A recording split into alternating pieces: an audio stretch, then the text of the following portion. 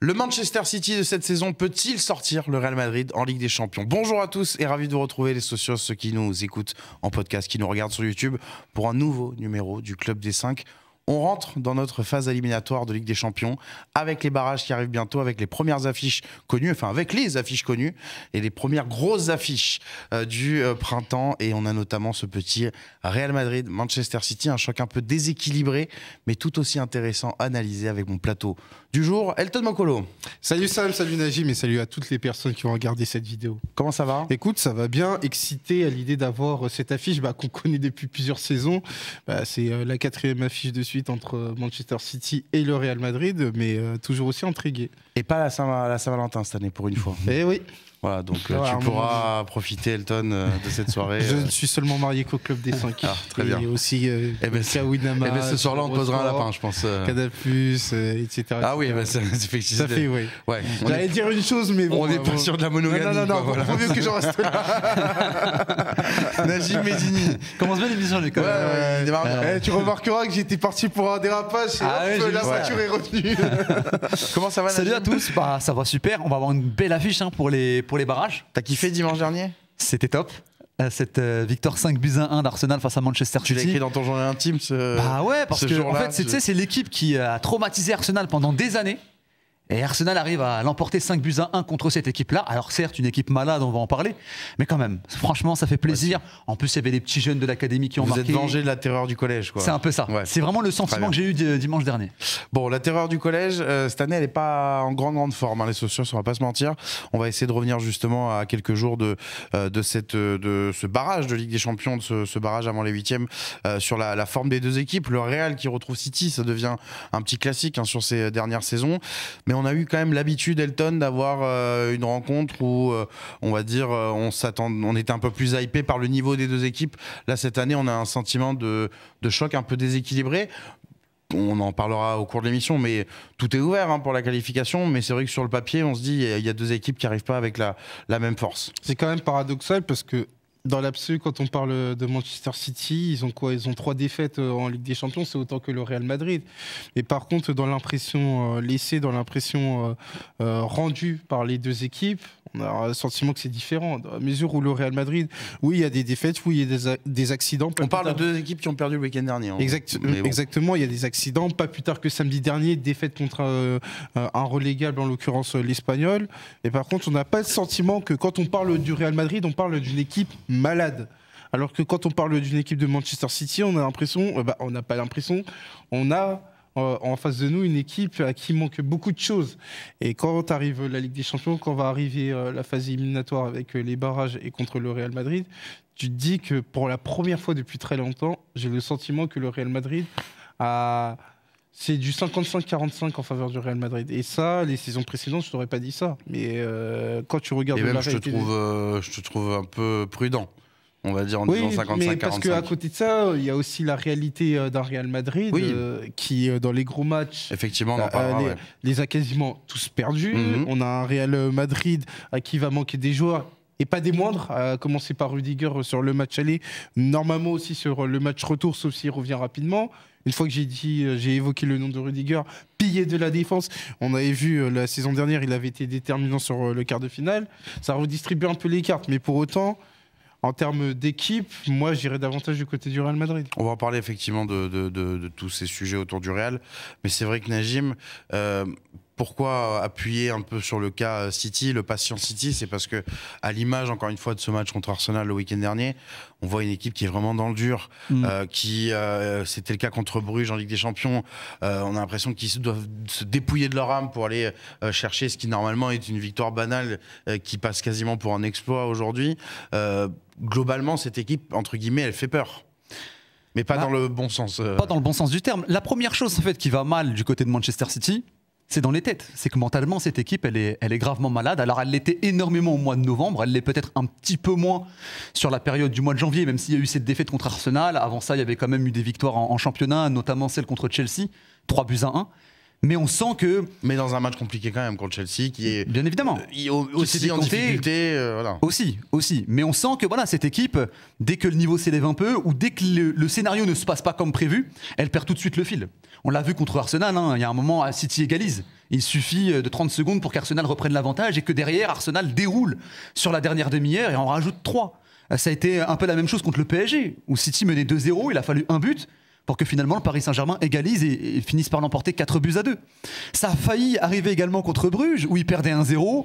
Derrière, City a réussi à revenir en seconde période, mais on sent qu'il suffit d'un grain de sable pour que Manchester City soit complètement déconnecté.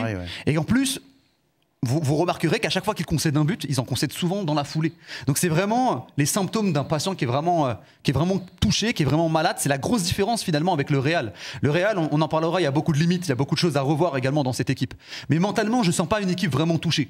Tandis qu'à Manchester, là on sent vraiment que cette équipe, c'est pas qu'au niveau du contenu, c'est pas qu'au niveau des individualités, c'est au niveau aussi du mental, où cette équipe, on ressent sincèrement que depuis la défaite en League Cup contre Tottenham, c'était fin octobre, cette équipe est en grande difficulté. Est-ce que c'est une crise de confiance, Elton, ou une crise d'identité côté Manchester City? Parce qu'on peut aussi se poser la question. Pep Guardiola est là depuis 9 ans, enfin 9 ans à la fin de la saison. Est-ce que tu sens que cette équipe, elle arrive, comme on dit souvent, en fin de cycle? Ou est-ce que tu sens que c'est une équipe qui, globalement, et Najim vient de le dire avec les différents scénarios, qui surtout est en perte de confiance et peut perdre un match sur un rien plus que sur son niveau global? Je dirais davantage crise d'identité parce que ça englobe la crise de confiance, la crise footballistique, parce que c'est un condensé de toutes les problématiques pour Manchester City, dans la mesure où bien maintenant celui qui peut me définir le Manchester City aujourd'hui par rapport aux standards d'une équipe Guardiola. C'est-à-dire que les idées restent les mêmes quand même. Ouais, mais c'est de moins en plus visible. Oui. C'est ça la problématique, parce qu'avant, City était une équipe qui notamment t'étouffait sur les phases sans ballon. Aujourd'hui, on voit sur de longues séquences, ils sont capables d'avoir un bloc médian quand c'est pas un bloc bas. Ce qui est pas commun pour une équipe de Manchester City. Autre élément, City était très performant dans la qualité de relance pour contourner des pressings. On le voit contre Arsenal, il y a des ballons qui sont rendus dans des zones très dangereuses et qui aboutissent à 2 buts qui sont complètement évitables. Donc là-dessus, c'est des choses, c'est des faiblesses qui autrefois, et je te dis autrefois, c'était il n'y a même pas 6 mois, étaient des points forts du côté de Manchester City. Donc à partir du moment où sur tes points forts sont devenus des moments, des points handicapants, c'est quand même problématique pour Manchester City. Et par rapport à ça, on voit que c'est une équipe qui est beaucoup plus ordinaire. Et comme c'est une équipe qui est beaucoup plus ordinaire, c'est une équipe qui n'est pas à l'abri d'avoir une rechute. Parce que contre Arsenal, ils en prennent 5. Mais c'était une équipe qui pouvait capitaliser sur une bonne dynamique en Première Ligue. C'était une équipe qui avait remporté son match contre Bruges. Donc c'est une équipe, tu peux raisonnablement penser qu'elle arrive avec des choses positives dans sa besace. Et il a suffi de rien pour qu'ils en prennent 5 face à Arsenal. Enfin, il a suffi de rien. Gros match d'Arsenal. Mais à un moment donné, comme l'a expliqué Najim, t'arrives à égaliser et que derrière tu prennes 4 buts. Oui, tu sens que les fils se touchent. Ça décrit la problématique de Manchester City. Moi, je trouve qu'en fait, ça a été une succession d'étapes. Pour moi, le premier dominé, quand même, ça a été la blessure de Rodri. À partir du moment où Rodri s'est blessé, on a senti que Manchester City était complètement déséquilibré. Et petit à petit, ça a amené à une perte de confiance et aujourd'hui à une perte d'identité. Parce qu'effectivement, comme l'a évoqué Elton, c'est vrai que depuis le début de l'année 2025, on sent que Manchester City essaye de trouver des alternatives. On n'est plus vraiment sur cette équipe qui essaye tout le temps de s'installer dans le camp adverse, de presser sans cesse. Contre le Paris Saint-Germain, Manchester City, par exemple, ils n'ont pas la possession à la fin du match. Alors que sur les grandes périodes de Manchester City, tu trouvais pas un match où Manchester City n'avait pas la possession du ballon. Y compris dans ce type de situation où exactement. Le PSG était à la maison avec voilà, clairement. Il n'y aurait pas eu de aujourd'hui, sur certains matchs, Manchester City, effectivement, ils n'hésitent pas à avoir un bloc un peu plus médian, à laisser le ballon à l'adversaire, à essayer d'attaquer en contre. Moi, il n'y a pas plus tard que 3 semaines à peu près contre Brentford, j'ai assisté à un match ping-pong, un match où City attaquait, derrière il y avait des transitions pour Brentford. Ça a toujours été le cauchemar de Guardiola et c'est toujours quelque chose que Guardiola a voulu éviter. Aujourd'hui, il sent bien que son équipe est chancelante et même ce genre de match, il décide de les accepter alors que ça n'aurait pas été négociable sur les saisons précédentes. Donc oui, aujourd'hui il y a une crise d'identité et il y a un Pep Guardiola qui essaye de trouver tout simplement d'autres alternatives, quitte à mettre d'autres alternatives, oui, c'est ça. Bien joué. Quitte à mettre de côté certains de ses principes. Oui, et Guardiola qui d'ailleurs moi m'a assez étonné au tirage au sort, enfin avant le tirage au sort même, le soir de la qualification contre Bruges, en disant oui ça va un peu mieux, mais en gros si on arrive sur ce match face à un Bayern ou un Real, globalement je nous vois en dessous. Alors bon après. si je peux me permettre, on connaît aussi Guardiola. Bien sûr. Voilà, on sait très bien qu'il aime bien jeter des fleurs à ses adversaires, à ses joueurs, à ses mais il y a peut-être pour une fois, à tout le monde en fait. Pour une fois, il y a peut-être aussi, Elton, une sorte d'aveu de faiblesse, une fragilité qu'on peut ressentir derrière ces propos-là. Après, encore une fois, c'est une nouveauté, c'est même une révolution dans l'histoire de Pep Guardiola à Manchester City. C'est la première fois qu'ils vont attaquer une phase éliminatoire de Ligue des Champions avec une équipe qui est aussi imparfaite, une équipe qui est aussi vulnérable, une équipe qui est à la merci de prendre une rouste. Parce qu'il est question de ça quand on parle de Manchester City. Quand je parle de rouste sur un match de Ligue des Champions, on l'a déjà vu cette saison, notamment contre le Sporting. Ouais. Parce que avant même sur les saisons 2016-2017 contre Monaco où tu sors en 8e de finale, on va dire que tu découvrais la Ligue des Champions avec c'était la première saison avec Guardiola. Donc, et la rousse, c'est toi qui la mets au final, parce qu'à l'aller, il y a quand même 5-3 pour City. Oui, il y a 5-3, mais tu t'es quand même éliminé au match retour. Puis ce contexte particulier également contre Lyon. C'est ça, 2019-2020, t'es pas bien en première ligue, mais à côté de ça, tu fais quand même un 8e de finale qui est quand même convaincant contre le Real Madrid avant de te prendre les pieds dans le tapis contre Lyon. Là, il y a quand même des gros signes annonciateurs, il y a des gros red flags qui te font dire que cette équipe, oui, elle peut être compétitive, elle peut avoir des pics intéressants parce que ça reste Manchester City, et qu'à côté de ça, dès qu'il y a le grain de sable qu'a évoqué Najim, ils peuvent couler. Bien sûr. Ça, c'est une nouveauté.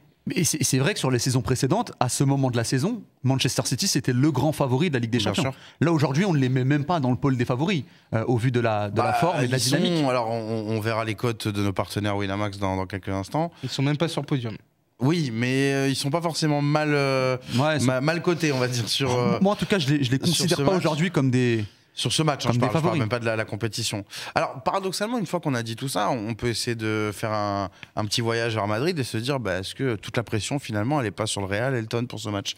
Parce que une fois qu'on a dit tout ça, que c'est plus le City d'avant, que Guardiola est en crise de confiance et d'identité avec son équipe, avec ses joueurs, qu'on voit cette équipe vulnérable dans les grosses rencontres, ce qui est aussi le cas du Real, on va en parler, mais on peut se dire quand même, pour le Real, là, tu perds contre ce City, première année Mbappé, etc., les conséquences peuvent être plus fâcheuses.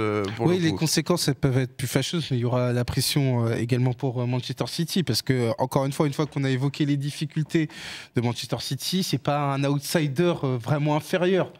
C'est-à-dire le Real Madrid aurait pu affronter le Celtic. Là, ça aurait été beaucoup plus parlant. Ça reste Manchester City qui a des joueurs de qualité. Du côté du Real Madrid, on en est conscient. Carlo Ancelotti, qu'est-ce qu'il dit après Brest ? À choisir entre le Celtic et Manchester City, je préfère quand même affronter le Celtic parce que ça va être compliqué. Et il dit ça de manière prémonitoire, puisque derrière, tu affrontes Manchester City. Maintenant, du côté du Real Madrid, une fois qu'on a évoqué le fait que pour moi, c'était le favori, il ne faut pas se leurrer. Il y a quand même des difficultés dans le 11 de départ. Il y a des questions qui vont devoir être réglées très rapidement. J'ai évoqué l'animation défensive avec l'absence de Rudiger, qui sera probablement remplacé par Raúl Asensio ou David Alaba. Et sur le champ offensif, il y a une problématique importante. Qu'est-ce que tu fais avec le Real Madrid des 4 offensifs ? C'est-à-dire que paradoxalement, le Real Madrid a eu une montée en puissance où ils étaient leaders, mais quand tu regardes la réalité des matchs, c'est des matchs où notamment Vinicius était absent. Oui. C'est-à-dire que la question, elle ne s'est pas posée avec ce Real Madrid des 4 offensifs qui monte en puissance, justement s'appuyant sur les 4 joueurs. Donc j'ai évoqué Vinicius, Mbappé, Bellingham et Rodrigo. Et là, on a vu samedi contre l'Espagnol qui était quand même 18e de Liga, c'était quand même très facile de les contrecarrer. Enfin, très facile. Non, il faut compter. Il y a un match incroyable du gardien de l'Espagnol. C'était contextualisé, mais pour une équipe contre l'Espagnol, une équipe comme l'Espagnol, c'est quand même surprenant. Et là, il va falloir régler cette problématique parce que déjà, contre l'AC Milan en phase de poule, on s'était posé la question comment ils vont arriver à cohabiter. Et ça, Manchester City peut en profiter. Donc, à Carlo Ancelotti de régler cette problématique. La pression sur Madrid, Najim ? Forcément que le Real part favori de cette rencontre, parce qu'ils sont quand même moins malades que Manchester City. Enfin, même d'ailleurs, pour moi, je ne considère pas que c'est de la maladie. Il y a une semaine, on disait qu'ils étaient quasiment champions de Liga. Voilà, c'est ce que j'allais dire. C'est-à-dire que d'un côté, tu as Manchester City qui est 4e de Première Ligue, de l'autre côté, tu as le Real qui reste quand même leader du championnat espagnol. Puis en plus, ça reste le Real... sera peut-être deuxième parce qu'ils joueront l'Atlético ce week-end, potentiellement. Peut-être. Et puis en plus, ça reste le Real, et tu sais, il y a toujours une mystique autour du Real. On sait qu'en Ligue des Champions, c'est leur compétition, que c'est une équipe qui ne s'avoue jamais vaincue, qui est capable de revenir des enfers. que c'est sa compétition quoi, au Real Madrid. Donc forcément, ça rajoute également un élément qui les met favoris. Maintenant, sur ce qui ne va pas, je rejoins Elton sur le fait qu'il y a le secteur défensif quand même qui pose question. Ça me fait quand même un peu peur. Quand je vois la possible de la défense, sera Tchouaméni, quoi. La défense, ça peut quand même être Fran Garcia à gauche, Tchouaméni avec le petit Raúl Asensio en défense centrale, ou Alaba, qui revient de blessure, et à droite Vasquez. T'as le sentiment que tu vas à Jiffy le dimanche matin dans une zone industrielle pour bricoler. Exactement, c'est un peu ça. Quoi. Ouais, mais après, il y a Thibaut Courtois pour faire le bricoleur quand même. Donc, voilà. Bon. Heureusement que tu as Thibaut Courtois évidemment dans les cages. Tu peux t'en sortir avec une armoire correcte, quoi. Quand je vois cette défense-là, je me dis que le Real Madrid, quand même, peut être chancelant, ne pas être très, très solide dans sa moitié de terrain. Donc ça me fait un petit peu peur. Et puis effectivement, et ça Elton l'a très bien évoqué, il y a ce problème des 4 offensifs parce qu'aujourd'hui, on ne peut pas dire que Carlo Ancelotti a encore véritablement trouvé sa formule avec les 4 de devant. Alors attention, si tu prends chaque individualité, les individualités font partie des meilleurs à leur poste. Mbappé sort d'une très très bonne dynamique, Vinicius, on n'a plus besoin de les présenter, Bellingham et Rodrigo non plus. Mais cette équipe, malheureusement, elle ne dégage pas forcément une force collective. C'est à chaque fois véritablement une force individuelle. Un joueur qui est capable, sur un coup de patte, sur une passe, un tir, un dribble, un but, capable de faire la différence. Mais collectivement, c'est une équipe quand même qui a peu de ressorts. Et ça, c'est aussi une inquiétude qu'on peut avoir du côté du Real. Et surtout, c'est une équipe, Elton, t'en as déjà parlé un peu en préambule, mais qui a pris l'eau contre les gros cette saison à Liverpool. Je vous parle pas des 2 matchs contre le Barça, tu parlais du Milan. C'est aussi ça qui peut donner peut-être un espoir à City et mettre la pression sur le Real. C'est de se dire comment cette équipe qui individuellement est monstrueuse va pouvoir collectivement éviter le naufrage, comme ça a été le cas pour l'instant dans les grosses rencontres. Najim disait, c'est sa compétition au Real, la Ligue des Champions, mais on ne sait pas si ce Real-là de cette saison est un Real Ligue des Champions. Ouais, c'est ça, ça va être le principal, enfin l'un des objectifs du Real, parce que le principal objectif reste la qualification, mais régler la problématique du Real Madrid sur les grands matchs. Ce qui est une anomalie, parce que quand on parle du Real Madrid, c'est précisément sur sa capacité à se transcender dans les grands matchs, alors que historiquement, ces dernières saisons, on parlait plutôt d'un Real Madrid qui était feignant sur les petits matchs. Force est de constater que c'est davantage sur les petits matchs que tu as fait la différence, et sur les grands matchs, non seulement tu as été en difficulté, mais tu as pris des cartons, parce que sans évoquer Barcelone, tu as eu Milan, tu as aussi le match nul contre l'Atlético du côté du Riyad Metropolitano, donc ça va être l'un des enjeux du côté de Carlo Ancelotti, avoir un Real Madrid de gala sur les grands matchs et un Real Madrid qui soit capable d'avoir une dynamique collective qui soit intéressante pour faire mal à Manchester City. Parce que si on voit encore une caricature d'équipe où chacun veut faire ce qu'il veut, et encore une fois, ils ont de gros talents, et qu'à côté de ça, il est très facile de contourner le pressing, parce qu'il n'y a pas de pressing sur le premier rideau. On a un milieu de terrain qui n'arrive pas à s'organiser justement dans le centre du jeu, et qu'on a une défense livrée à elle-même. Najim a évoqué le quatuor. Et ça peut être compliqué, même face à un Manchester City qui reste quand même une équipe avec de grands talents. Ça, faut pas l'oublier. Najim, on va attendre aussi que ce Real-là soit capable, sans une grande défense et avec une grande attaque, de pouvoir produire une grosse rencontre. Tu y crois dès ce mois de février, toi? Ou tu penses qu'on est encore un peu trop loin dans le processus? De quoi, par rapport au Real Madrid? Par rapport au Real, oui. De voir enfin le Real, sur une grosse rencontre, démontrer une certaine puissance. Il va falloir le faire, hein, parce que si tu le fais pas, tu n'auras peut-être pas beaucoup d'occasions pour le faire ensuite, quoi. Si tu te fais éliminer dès les barrages, ce serait quand même une immense déception, un vrai échec. Après tout ce qu'on a dit sur City, tu peux peut-être, sans avoir un grand Real, avoir une qualif aussi. Peut-être, effectivement. Bon, c'est ce qu'on leur souhaite. Maintenant, je pense que... Ou pas, hein, pour les supporters de City. Ou pas pour les supporters de City. Je parlais évidemment vis-à-vis du Real, mais moi j'ai quand même, encore une fois, j'insiste sur le fait que c'est même sur les saisons précédentes, quand le Real ont remporté la Ligue des Champions, ils se sont toujours basés quand même sur une défense solide. L'année dernière, tu avais un très grand Rudiger. Même sur les années avec la BBC, tu avais cette défense avec Ramos, avec Pepe, avec Varane, avec un Casemiro qui était devant la défense. Tu avais toujours cette solidité défensive qui était rassurante pour le Real Madrid. Là, aujourd'hui, tu ne l'auras pas, donc ça me fait un petit peu peur. Est-ce qu'on aura un grand Real Madrid dès les 2 rencontres contre City? J'en suis pas certain, comme tu l'as dit. Peut-être que le Real peut s'en sortir sans forcément être flamboyant et monter en puissance au fil de la saison.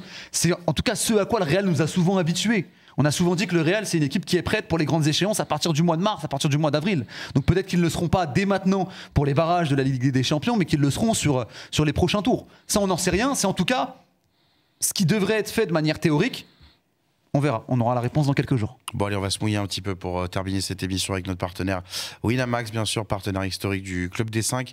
On va essayer de pronostiquer cette rencontre. Juste avant, je vous rappelle bien sûr que jouer comporte des risques. Il ne faut pas que ça devienne une contrainte dans votre vie de tous les jours, que ce soit un amusement, un petit loisir, un plaisir, un bon moment, comme on va le passer ensemble dans quelques instants. Et si vous avez le moindre souci lié au jeu en ligne, vous n'hésitez pas à appeler le petit numéro qui s'affiche en bas de votre écran pour pouvoir parler avec des professionnels.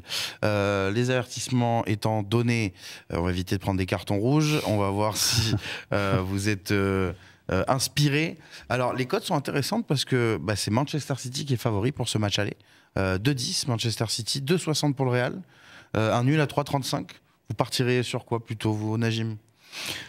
Moi, tout dépend de la configuration du match. Je m'explique, j'explique ma vision du match. Ce sera à l'Etihad, il y aura une pelouse, 22 acteurs. Non, mais si City cherche à avoir une grosse maîtrise et un gros contrôle sur la rencontre, j'ai un peu peur pour eux, parce que je pense que sur contre-attaque, avec les éléments offensifs qu'on a cités du côté du Real, je pense que ça peut faire très mal, avec notamment un Vinicius sur le côté gauche, qui dans les grands espaces, et même un Kylian Mbappé, peut faire très mal. Si on a un match un petit peu plus équilibré en termes de possession de balle, avec deux équipes qui auront chacun leur séquence, je pense que ça risque d'être un petit peu plus équilibré.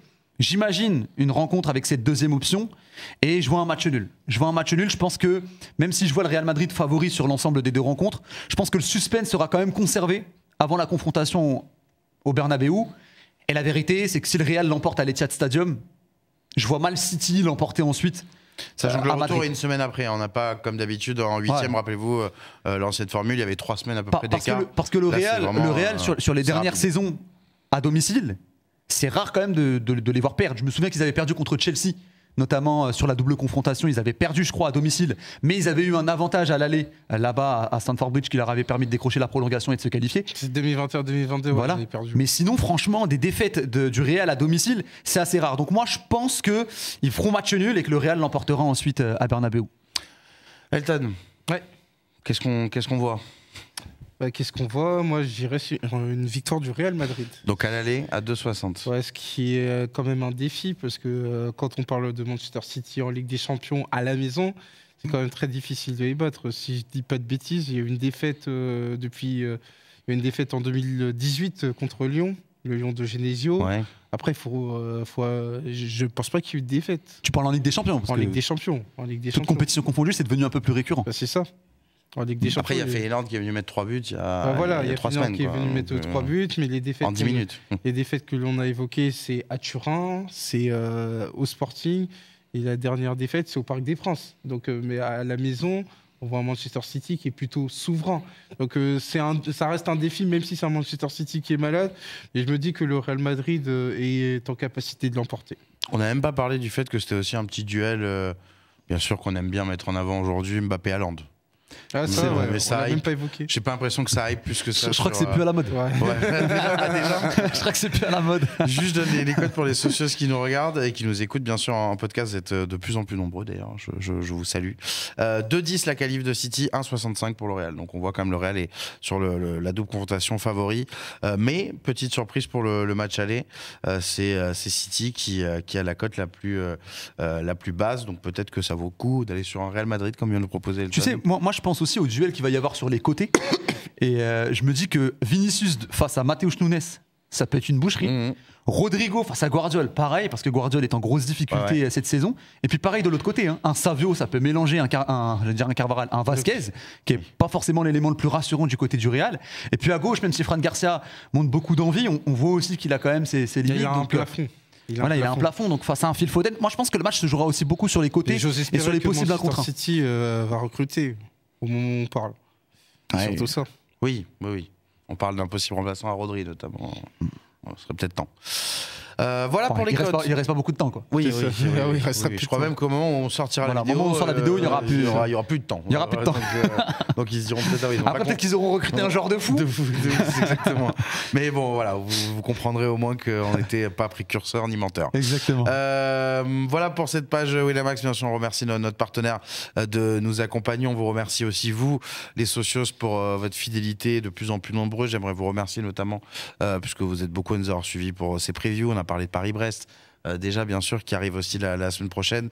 Vous avez été très nombreux à suivre l'interview de Nicolas Anelka aussi cette semaine sur la chaîne, donc merci à vous ceux qui nous écoutent, ceux qui nous regardent. On va s'arrêter là pour cette deuxième preview de ces barrages. On dit 16e ou pas? Barrage. On dit barrage. Voilà, parce que moi j'ai envie de dire 16e, mais je vois barrage partout. Moi, c'est barrage, le terme. Bon, bah alors barrage. Le terme le plus adéquat. Exactement.